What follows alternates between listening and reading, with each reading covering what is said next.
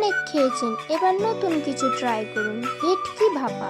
এখানে 3 পিস ভেটকি মাছে নুন হলুদ মাখিয়ে নিয়েছি। মাছগুলোকে টিফিন কৌটোয় নিয়ে নেব। অর্ধেক টমেটো কুচি আর নারকেল গুঁড়ো দিয়ে দেবো। আমরা 2টো কাঁচা লঙ্কা দিয়েছি, আপনারা পছন্দ মতন ঝাল দেবেন। সর্ষে বাটা 1 চামচ, হলুদ গুঁড়ো 1 চামচ, জিরে গুঁড়ো 1 চামচ, লঙ্কার গুঁড়ো আর অল্প লবণ দিয়ে মশলাটা ঢেলে দেবো। বাটিটা ধুয়ে জলটা দিয়ে দেবো। একটু বেশি পরিমাণে সর্ষের তেলটা ওপর থেকে ভালো করে ছড়িয়ে দেবো। হালকা করে মশলাটা মাখিয়ে দিয়ে ঢাকনাটা এঁটে দেবো।